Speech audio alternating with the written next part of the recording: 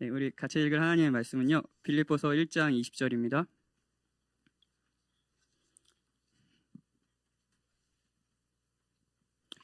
빌립보서 1장 20절 말씀입니다. 한절이니까요, 우리 같이 읽을까요? 예, 하나님의 말씀을 들으십시오. 같이 읽읍시다.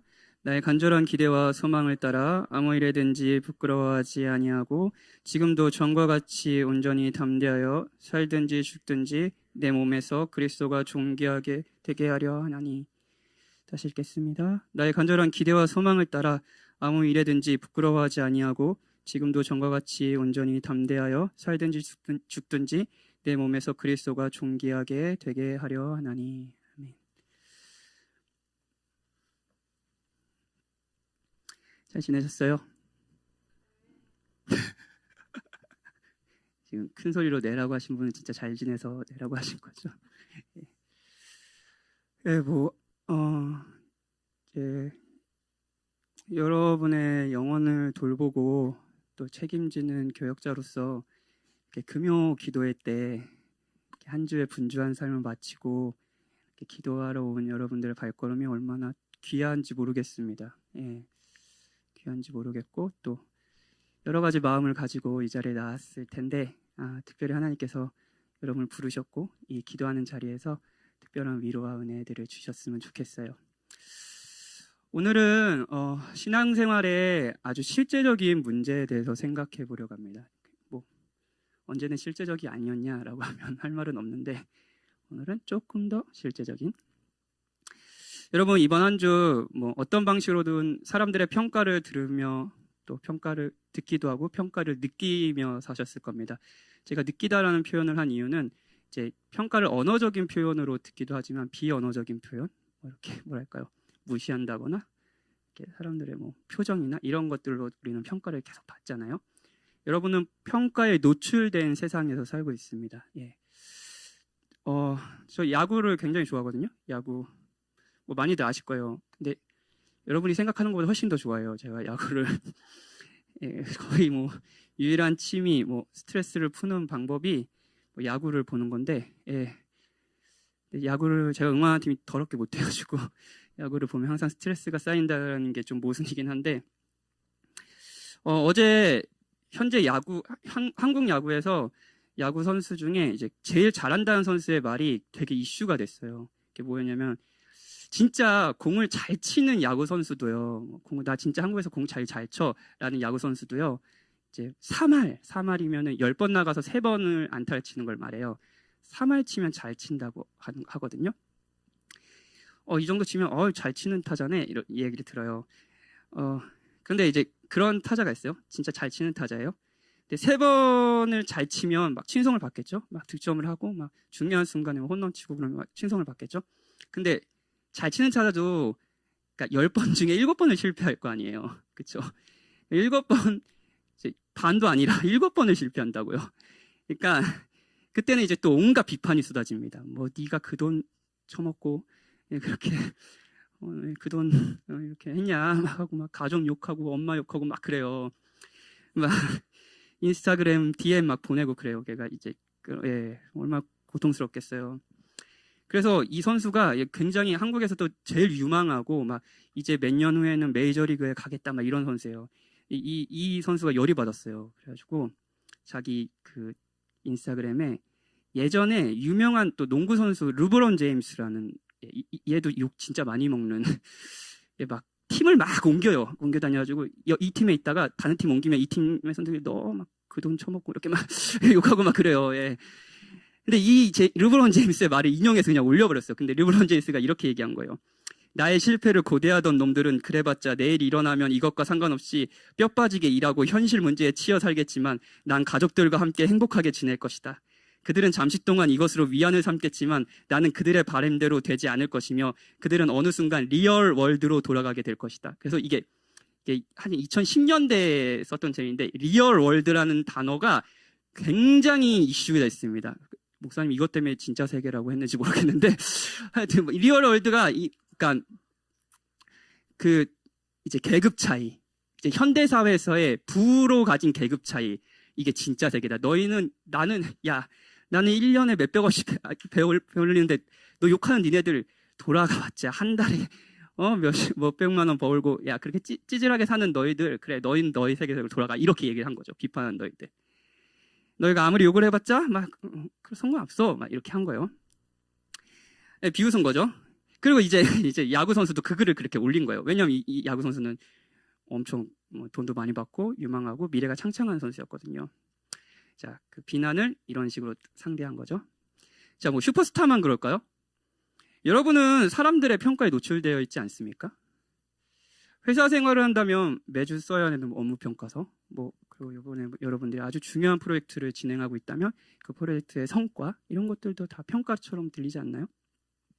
여러분이 유튜버라면 우리 교회 몇 명의 유튜버들이 있는데 매일 찍히는 조회수, 좋아요 개수와 구독자의 수, 저 사람은 구독자가 몇 명이고 경쟁 유튜버가 몇 명이고 나는 몇 명이다.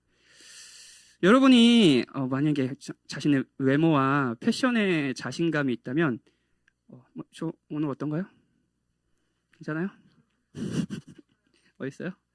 들으려고 물어본 거예요. 감사해요. 그러면 이제 사람들이 나를 바라보는 시선, 그리고 내가 오늘 칭찬을 오늘 넥타이가 너무 멋져요. 이런 소리를 얼마나 들었는지, 막 이런 거. 그리고 여러분이 소그룹 조장이라면 조원들이 얼마나 여러분 소그룹에 잘 참여하는지. 그리고 되게 눈치 보일 때 있지 않아요? 그러니까 소그룹 시간에 다 같이 우리 모여서 하잖아요. 근데 공개된 장소에서 하잖아요. 이게 이런 게 있어요. 그게 시끄러워서도 그 자리가 좀 싫어요. 그렇죠? 저한테 다 그 얘기만 하시거든요. 되게 시끄럽다 이런 얘기를 하세요. 근데 여러분의 마음을 잘 알아요. 3명 나와서 이렇게 조근조근 얘기하는데 저기서 막 10명 모여서 막 하면 왠지 막 주눅 들고 나는 실패한 조장 같고 막 그런 느낌? 예. 느낌적인 느낌이에요. 예. 그런 것도 다 평가로 들리진 않으시나요? 조원들에게 카톡을 보냈는데 카톡이 안 오는 거예요. 이틀째. 참 재수없다 막 이런 생각하면서 이런 것들도 평가처럼 느끼지 않나요?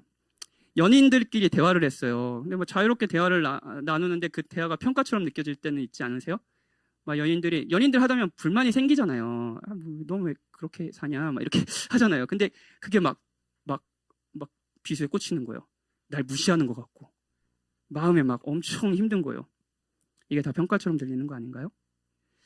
육아를 하고 계신 부모라면 아이들이 자라는 모습, 밥을 먹고 먹지 않는 것 이런 것이 다 평가처럼 느끼지 않나요? 저희가 이제 저녁마다 애들 밥을 해주잖아요. 근데 이제 밥을 안 먹어요.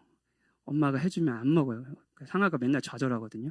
내가 해주면 안 먹어. 그리고 시켜주면 되게 잘 먹고 이게 다 평가처럼 들리지 않나요? 우리는 평가의 바다 속에 살고 있습니다. 제가 바다라고 표현한 이유는 이런 거예요. 자, 그냥 게으리려면 물면 이제 나가면 되잖아요. 그냥 평가 받기 싫어. 그럼 평가 없는 세상에 살 거야. 그러면 이제 나가면 되잖아요. 근데 바다 속에 깊은 대양 속에 있다고 생각해봐요. 그러면 나가지를 못하잖아요.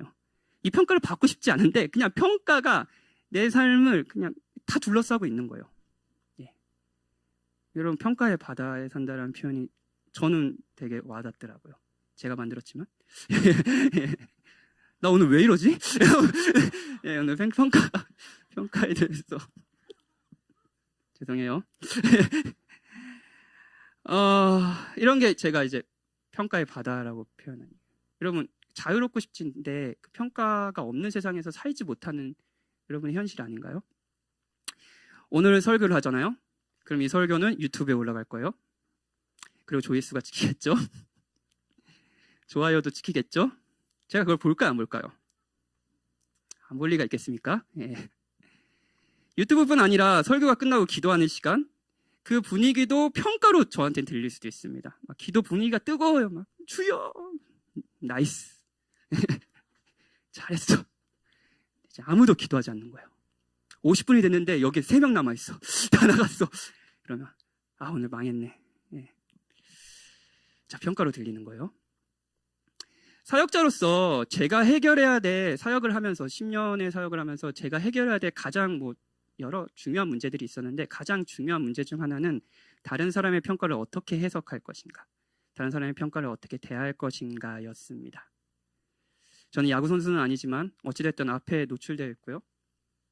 사람들은 저에 대해서 어떤 반응을 하거든요.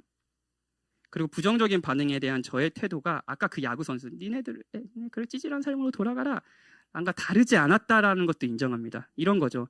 야, 신앙생활도 제대로 안 하면서 나를 평가해, 너나 잘해, 이런 거, 예, 이런 거예요. 여러분은 이번 주 평가의 바다에서 어떻게 사셨나요? 오늘은 이 평가의 바다에서 평화롭게 헤엄치는 법을 들어볼게요. 성경이 사람들의 평가를 어떻게 대하라고 하는지 살펴보는 시간이에요. 첫 번째, 모순적으로 보이는 성경의 가르침입니다. 다른 사람의 평가가 중요하지 않다고 말하는 본문도 있고요. 다른 사람의 평가가 중요하다라는 본문도 있습니다. 모순적이죠? 둘 다 있으니까요. 두 번째, 이 가르침이 모순적이지 않는 이유에 대해서 말해줄게요. 그건요, 본문을 통해 평가를 대하는 기준이 있다라는 겁니다. 그 기준에 대해서 듣는 거예요. 그리고 세 번째는 기준에 따라서 평가의 바다에서 헤엄치는 법을 들어봅시다. 먼저 이 주제에 대한 평가에 대한 모순적으로 보이는 성경의 가르침에 대해서 듣죠. 다른 사람의 평가가 중요하지 않다고 말하는 본문이 있습니다. 예를 들어 예수님은 이렇게 경고하셨습니다. 누가복음 6장 26절이에요. 모든 사람이 너희를 칭찬하면 화가 있도다. 모든 사람이 너희를 칭찬하면 화가 있도다. 모든 사람이 우리를 사랑한다. 모든 성도가 나에게 호의적이다. 모든 사람이 나를 칭찬한다. 이거 모두가 바라는 거 아닌가요?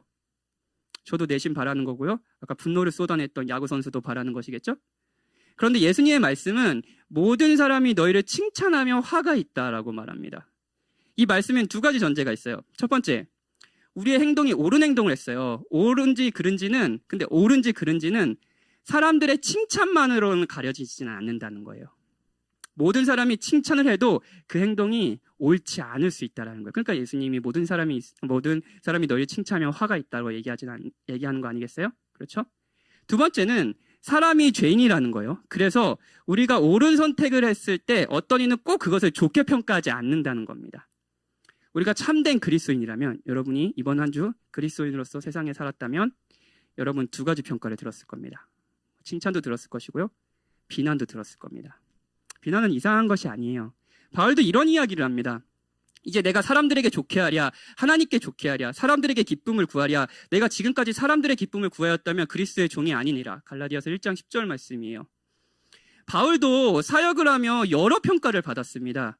많은 이방인들은 바울을 막 따라서 복음을 믿게 됐고요. 그리고 바울이 가는 곳마다 아주 중요한 핵심적인 교회들이 세워졌습니다. 반면 유대인들은 바울을 끝까지 대적하며 죽이려고 했어요. 갈라디아서도 그 배경이고, 다양한 성경이 유대인들에게 핍박을 받는, 또 바울을 핍박하는 사람들에 대해서 바울이 반응하는 서신이기도 합니다. 그의 사역 자체를 무시하는 자들도 있었어요. 하다못해 그리스도를 믿는 사람들 안에서도 바울의 사역을 이 사람 사도 아니야 막 이러면서 무시하는 사람들이 있었어요. 그래서 바울이 많은 서신에서 자신의 사도권을 변호하죠. 바울에게 두 가지 평가가 다 있었습니다. 저와 여러분이 그리스도인이라면 우리는 죽게 갈 때까지 칭찬과 함께 비난과 욕을 듣게 될 겁니다. 듣기 싫어도요. 그런 의미에서 성경은 한편으로 다른 사람들의 생각이나 평가에 크게 신경 쓰지 말아야 하고 마음을 지켜야 한다라고 이야기하는 것처럼 보입니다. 그렇죠? 예. 반면에 이런 이야기도 있어요. 바울이 예루살렘 교회가 이제 기근으로 되게 어려워졌어요. 그래가지고 이제 자신이 세운 교회들을 돌아다니면서 구제헌금을 걷거든요. 그런데 이 모은 헌금을 관리하는 문제에서 사람들의 믿음을 잃지 않으려고 되게 노력했습니다. 사람들의 평가를 되게 중요하게 생각한 거예요. 이런 말씀이 있어요. 고린도후서 8장 20절부터 21절이에요. 이것을 조심함은 우리가 맡은 이 거액의 연보에 대하여 아무도 우리를 비방하지 못하게 하려 함이니 이는 우리가 주 앞에서뿐 아니라 사람 앞에서도 선한 일에 조심하려 함이라. 그렇죠? 굉장히 신경 쓰고 있는 게 보이나요? 바울은 자신이 이 거액의 헌금을 부주의하게 관리해서 사람들의 비난을 받으려 하지 않았습니다. 굉장히 중요한 일이었습니다. 바울에게는요. 이 말은 우리에게 한편으로 사람들의 평가, 생각을 신경 쓰라는 것처럼 보이지 않나요? 그렇죠? 바울은 감독의 자격, 그러니까 지금으로 말하면 목사의 자격, 이런 것을 이야기합니다. 이거 굉장히 제가 요즘에 그 목회서신을 이렇게 읽고 있거든요. 굉장히 좀 마음이 아프더라고요. 이런 목사의 자격, 이런 게 있어요. 디모데전서 3장 2절. 그러므로 감동은 책망할 것이 없으며. 와, 무섭죠. 7절. 또한 외인에게서도 바깥에 있는 사람에게도 교인들이 아닌 사람에게도 선한 증거를 얻는 자라야 할지니. 아, 무섭죠. 목회자. 하지만 사실 목회자뿐 아니라 성도들 여러분에게도 모두 적용되는 말씀입니다. 우리는 책망할 것이 거의 없어야 하는 사람이에요. 교인에게도 그렇고요. 교회 밖에 있는 사람에게도 선한 증거. 아, 이 사람 참 신앙생활 역시 신자는 좀 달라. 생각하는 거 좀 달라. 이런 평가를 받아야 된다라는 얘기예요. 이 말씀은 사람들의 생각과 평가가 한편으로 성도에게 중요하다고 가르치는 것 같지 않나요? 그렇죠? 성경은 한편으로 다른 사람의 평가에 크게 상관하지 말고 살 것을 권면하고요. 다른 한편으로는 다른 사람이 우리를 어떻게 생각하는지 듣고 우리의 행동을 끊임없이 점검하라고 말합니다. 이게 동시에 두 가지가 다 있는 거예요. 상반된 것처럼 보이죠? 뭐 도대체 신경 쓰라는 거야, 말라는 거야? 그런데 이 상반된 답도 하나의 기준이 있어요. 이 기준에 의해서 우리는 어떨 때는 다른 사람의 생각에 크게 요동하지 말아야 되고요. 어떨 때는 다른 사람의 평가에 우리를 점검해야 하는 거예요. 그 기준은 뭘까요? 두 번째예요. 기준에 대해서 살펴볼게요. 누구든 사람들의 평가를 대하는 기준이 있습니다. 기준이 있어요. 여러분도 있고, 여러분의 평가를 할 때 그 평가를 대하는 여러분의 기준이 있어요. 저의 예를 들어볼게요. 어떤 사람이 제 설교를 듣고, 설교 너무 힘들어요. 목사님, 금요 기도회인데 20분만 설교하시지. 오늘 40분 했어요. 막 이렇게. 김혜찬? 예찬이 설교 잘 들어요. 40분 설교 듣고. 예찬이 11시까지 기도하고 갈 거지?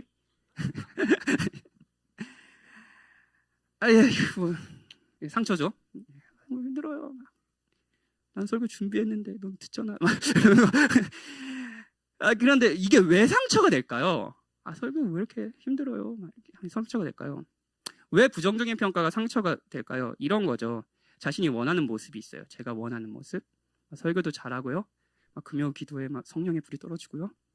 많은 성향 영향을 주는 괜찮은 목사님. 좋죠?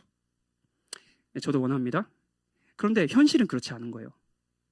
여러분, 현실은 언제나 그렇지 않습니다. 이게 슬픈 일이죠. 우리의 기대만큼 충분히 우리를 인정해주지 않거든요. 우리가 일하는 만큼 우리를 인정해주지도 않아요. 항상 비판이 있어요. 내가 사랑하는 모습이 있어요. 그런데 자기는 실제로 그렇지 않은 거예요. 사람들이 그렇지 않다라고 얘기하는 거예요. 그러니까 그 비판이 너무 괴로운 거죠. 이해되시나요? 기준이 뭔지 아세요? 자기 사랑입니다. 그런데 신기하게도 인간은 자신을 너무 사랑해서 사람들의 비판이 고통스럽기도 하지만 반대로 자신을 너무 사랑해서 사람들의 비판을 무시하기도 합니다. 설교가 힘들어요. 그러니까 제가 이렇게 생각한다고 해보세요. 너가 뭔데 설교를 평가해? 하나님의 말씀을 듣는 자세가 안 됐네. 이렇게 생각한다고 해봐요. 자, 이것도 자기 사랑인 거예요. 자기를 너무 사랑한 나머지 사람들의 이야기를 듣지 않는 거예요. 야구 선수 르브론 제임스도 그랬죠? 나를 비판한 너희들아, 찌질한 리얼월드로 돌아가라. 이렇게. 나는 너희와 다르다. 매년 몇십억씩 번다. 인간은 자기를 너무 사랑해서 사람들의 생각과 판단에 휩쓸리며 살아갈 수도 있고요. 동시에 자기를 너무 사랑해서 사람들의 생각과 평가를 무시하며 살 수도 있습니다. 기준이 뭐예요? 자기 사랑이에요. 여러분 곰곰이 생각해 보세요. 이 기도의 시간이 오늘 이것만 하면은 진짜 굉장히 큰 걸 여러분들이 한 거라고 생각이 드네요. 여러분 무엇이 가장 사랑스럽습니까? 뭐가 가장 사랑스러워요? 자신 아닙니까? 아니요. 자기가 좋아하는 자신이요. 저는 설교 빛깔나게 하는 제가 얼마나 사랑스러운지 아세요? 그리고 말 더듬고, 제가 말을 잘 더듬거든요. 맨날 오타 쓰고, 오타 엄청 쓰는 거 아시죠? 유명해요. 했던 말 또 하고. 그럼 제가 얼마나 비참한지 아세요? 미운지 아세요? 왜 미울까요? 왜 미울까요? 설교 잘하는 저를 사랑하니까요. 여러분 무엇이 가장 사랑스럽습니까? 자신 아닙니까? 그래서 다른 사람의 평가에 상처를 받는 한편 때로는 무시하는 거 아닌가요? 일반적으로 다른 사람들의 평가에 너무 크게 상처받는 사람에게 하는 조언은 이런 거입니다. 너는 너 자신을 더 사랑할 필요가 있어. 그 사람들의 평가로 너를 정의하지 마. 너는 충분히 괜찮은 사람이야. 지금도 잘하고 있어. 용기 나죠? 굉장히 따뜻하죠? 그런데 여러분, 우리는 우리 자신을 너무 사랑하지 않아서 다른 사람의 평가에 우리 삶 전체가 천국에도 가고 지옥에도 가는 것이 아닙니다. 우리는 자존감이 낮아서 그런 것이 아니에요. 오히려 자기를 너무 사랑하기 때문입니다. 자기를 너무 사랑하기에 내가 받아야 할 인정과 사랑은 이 정도가 있는 거예요. 그런데 세상에 그거 맞춰주지 않아요. 그래서 상처를 받죠. 여러분, 자기를 사랑하지 않는 인간은 없습니다. 우리는 모두 지독하게 자기를 사랑해요. 그것이 평가가 힘든 이유죠. 우리는 사람들의 평가를 자기 사랑의 기준으로 대하지만 성경의 기준은 다릅니다. 본문을 살펴보죠. 빌립보서는 바울이 이제 갇혀서 아마 가택연금의 집에 갇혔을 거예요. 그리고 로마 군사가 이제 이렇게 지키는 형식의 감옥, 갇힌 생활을 했을 거예요. 제수의 생활을 했을 거예요. 바울이 이렇게 갇히자 교회는 진짜 큰 혼란에 빠졌습니다. 믿음을 잃고 떠나는 사람들도 생겼고요. 평소 바울을 나쁘게 생각했던 사람들은 완전 이제 저것 봐라 막 그랬겠죠. 예. 그리고 빌립보 교인들도 혼란에 빠졌습니다. 이런 거죠. 아니 바울이 정말로 하나님의 선지자, 하나님의 사도고 그렇게 좋은 일을 하고 있으면 왜 바울은 그렇게 맨날 갈 때마다 어려워. 죽을 고비 계속 넘기고 막 지금은 갇혀 있고 저 사람 사도가 맞나 하면서 막 자신의 신앙이 흔들리고 있는 거예요. 다양한 사람들의 생각과 평가가 바울에게 쏟아지고 있습니다. 그렇죠? 바울은 이거에 대해서 어떻게 대응했을까요? 그냥 그들이 무슨 평가를 하든 가만히 있었을까요? 아유, 저 믿음도 없는 놈들. 아니면 그들의 생각에 대응했을까요? 바울은 이 가택연금 중에 편지를 썼습니다. 이렇게 이야기해요. 1장 12절부터 14절이에요. 읽어볼게요. 형제들아, 내가 당한 일이 갇힌 거요. 도리어 복음 전파의 진전이 된 줄을 너희가 알기 원하노라. 이러므로 나의 매임이 그리스도 안에서 모든 시위대 안과 그 밖의 모든 사람에게 나타났으니 형제 중 다수가 나의 매임으로 말미암아 주 안에서 신뢰함으로 겁없이 하나님의 말씀을 더욱 담대히 전하게 되었느니라. 바울은 자신이 갇힌 것이 오히려 복음 전파의 방해가 되는 것이 아니라 복음 전파의 진전이 되고 있다는 것을 빌립보 교인들이 알길 원했습니다. 제가 강조하고 싶은 거는 알기 원했다는 거예요. 흔들리고 있는 빌립보 교인들이요. 자, 질문. 바울은 왜 알기 원했을까요? 바울은 왜 알기 원했을까요? 우리처럼 자기 사랑의 발동인가요?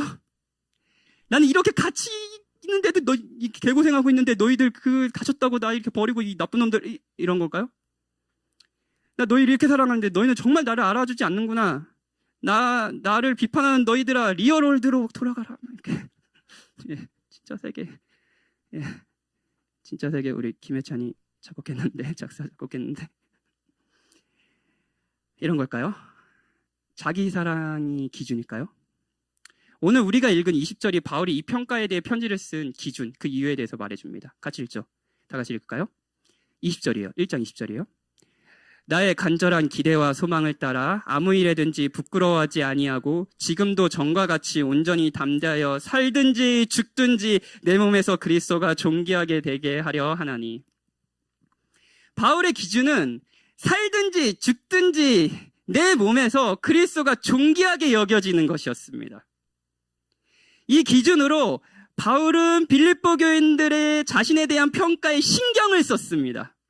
왜냐하면요, 그런 평가에 시달리면 그들이 그리스도를 사랑하지 않게 되기 때문이에요. 그리스도를 존귀하게 여기지 않게 되기 때문이에요.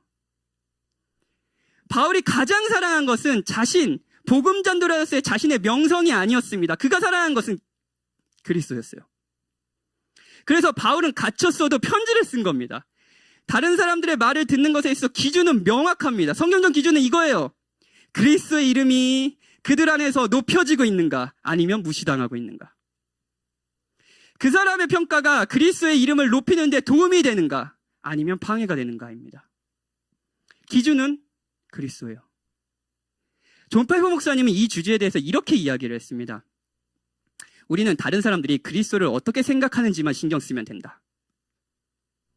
좀 단순하죠? 그들의 구원 여부는 여러분의 구원 여부요. 여러분의 구원을 받고 하나님의 자녀가 되는 건요. 여러분이 저를 어떻게 생각하는지에 관련되어 있지 않습니다. 구원 여부가 어디 달렸냐고요? 여러분이 그리스도를 어떻게 생각하는지에 달려 있어요. 그들의 구원 여부는 그리스도를 어떻게 생각하는지에 달려 있다. 우리 자신의 유익 때문에 다른 사람들의 생각에 매여서는 안 된다. 우리는 자신이 아니라 그리스도의 명예에 관심을 가져야 한다. 우리 자신의 가치나 탁월한 미덕, 능력, 지혜 등은 중요하지 않다. 중요한 것은 다른 사람들이 우리를 어떻게 생각하는지로 그리스도께서 높임을 받으시냐는 것이다. 다시 한번, 중요한 것은, 이걸 기억하세요. 다른 사람들이 우리를 어떻게 생각하는지로 그리스도께서 높임을 받으시냐는 것이다. 제가 이 글을 처음 읽었을 때 언제였냐면요. 한 2년 전이었어요. 주일 저녁에 제가 생각하기엔 이번 주도 역시 선교가 망했네 라면서 이제 굉장히 이제 절망스러운 밤을 보내고 있을 때였어요. 아브라함 시리즈 설교하고 있었거든요. 근데 막 이런 생각 드는 거야. 아브라함, 우와, 아직 10장 남았는데 언제까지 해야 되지? 난 언제까지 아브라함 설교를 망칠까? 막 이러면 아브라함 너무 좋은데 이런 생각이 드는 거예요. 이런 마음이 처음 딱 들잖아요. 근데 그러면 어떤 생각이 드냐면 정말 죽을 때까지 설교가 망할 것 같은 두려움이 들어요. 그런데 이 글이 저에게 찾아왔어요. 책상에 있는 글이. 그리고 이 글이 저에게 물었죠. 나는 다른 사람의 시선, 평가, 생각, 의견에 신경 쓰는 이유가 뭔가? 내가 가장 사랑한 것은 무엇이기에 지금 이 시간이 이렇게 고통스러울까? 답이 뭔지 아세요? 나요. 근데 성경은 그렇게 가르치지 않습니다. 살든지 죽든지 내 몸에서 그리스도가 존귀하게 되게 하려 하나니. 이 존 파이퍼 목사님의 말은 한편으로 설교가 망해서 괴로워하는 제게 위로가 되고 오히려 복잡하게 그 사람의 평가가 어떠지? 생각보다 그 사람이 그리스도를 사랑하는가 사랑하지 않는가 그리고 존귀 여기게 됐는가 아마 신경 쓰게 되 되게 사역이 단순해지는 것을 경험했어요.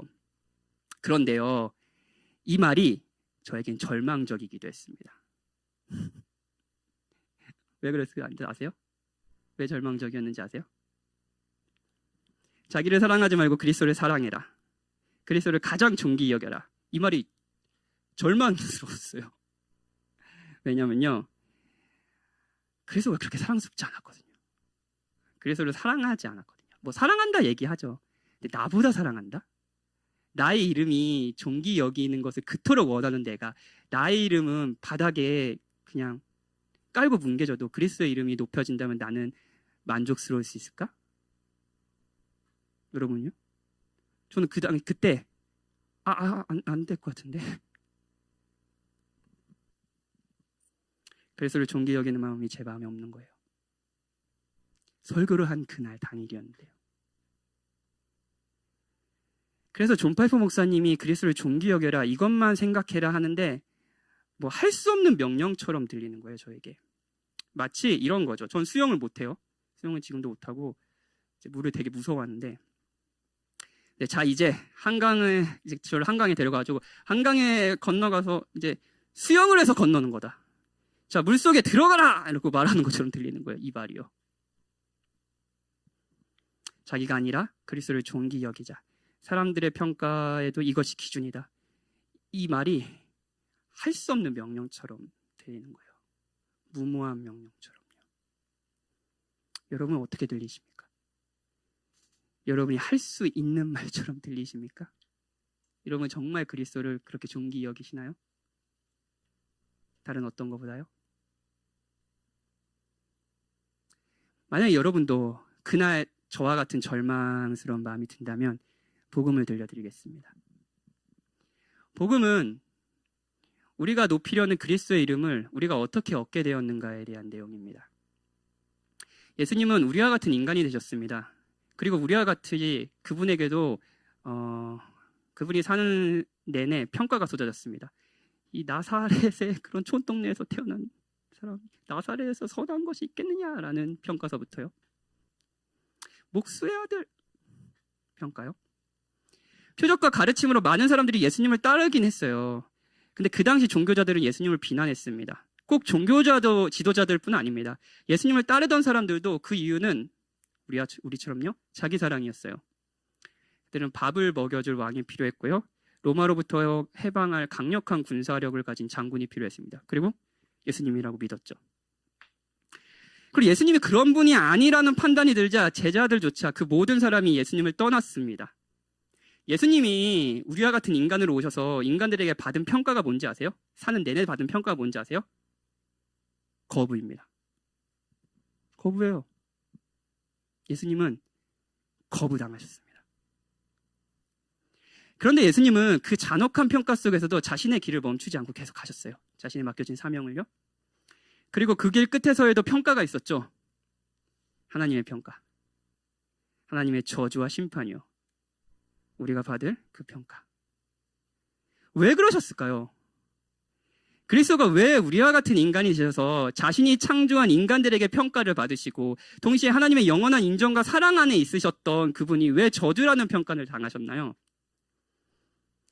자신을 거부하고 하나님을 미워하는 자들을 향한 평가를 바꾸시기 위함이야. 여러분과 저를 향한 평가를 바꾸시기 위함이야. 이게 성경이 가르치는 바의 복음입니다.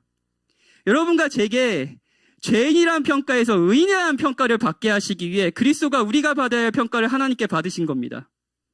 그리고 그리스도가 받아야 할 평가를 우리가 받죠. 바울은 오늘 빌립보서 뒤에서 이런 이야기를 합니다. 3장 9절이에요. 내가 가진 의는 율법에서 난 것이 아니요 오직 그리스도를 믿음으로 말미암은 것이니 곧 믿음으로 하나님께로부터 난 의라.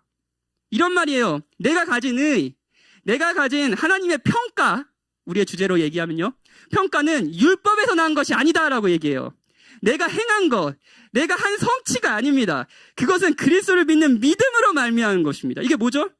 그리스도가 내가 죄인이어서 받아야 될 평가를 나를 대신해서 받으시고 그분이 받으셔야 될 영광의 평가를 나에게 주신다는 것을 믿는 거예요. 그래서 바울은 이것이 나로부터가 아니라 하나님으로부터 난 의라고 말합니다. 사랑하는 여러분, 저는 설교 중간에 우리의 기대만큼 충분히 우리를 인정해주는 사람은 없다라고 말했습니다. 누구도 우리가 원하는 만큼 사랑을 주지 않을 겁니다. 누군가의 인정을 받아도 계속 목마를 겁니다. 왜냐고요? 그 인정을 언제 받길지 모르니까요. 예수님을 따르던 제자들처럼요. 그런데 여러분, 복음은 여러분을 인정하는 분이 있다고 말해요. 이게 복음이에요.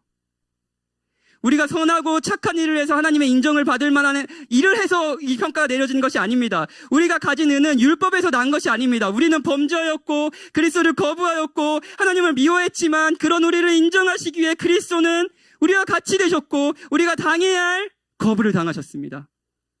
여러분이 삶을 살면서 여러 부정적인 평가를 듣고 여러 사람들에게 거부를 당하지만 그건 영원하지 않아요. 여러분을 향한 가장 큰 분의 부정적인 평가는 영원할 그 부정적인 평가요. 그건 그리스도가 당하셨습니다.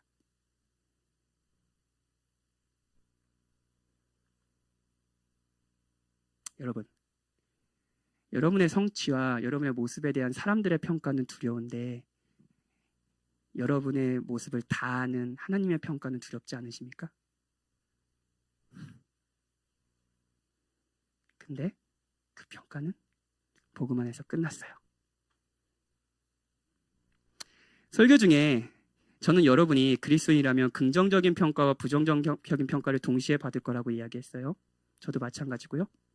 사랑하는 여러분, 그건 세상이 죄인이기도 하지만 이어서 그런 평가를 하기도 하지만 우리가 죄인이기도 하기 때문입니다. 우리의 선행 안에도 죄가 섞여 있잖아요. 우리가 선행을 해도 그 마음을 아시는 주께서는 마땅히 비난을 쏟으셔야 되지 않겠어요? 우리의 위선을 보시면서요.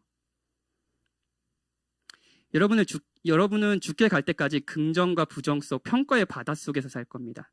그런데 여러분, 사랑하는 주님께서는 여러분을 비난하지 않으십니다. 다시 한번 알려드릴게요. 여러분 비난 가운데 사셨나요? 사랑하는 주님은 여러분을 비난하지 않으십니다. 그 비난은 그리스도가 다 당하셨거든요. 그 마땅하고 가장 합리적이고 가장 의로운 비판은 그리스도가 당하셨으니까요. 사랑하는 주께서는 여러분을 비난하지 않으십니다. 여러분을 받아주십니다. 우리가 선해서요? 아니요. 사랑하는 주께서 그리스도 안에서 우리를 보시고 평가해 주시기 때문이에요. 그리스도가 받아야 할 마땅한 평가, 이는 내 사랑하는 아들이요 내 기뻐하는 자라는 평가를 여러분이 받기 때문이에요. 복음은 우리에게 하나님의 평가를 들려줍니다.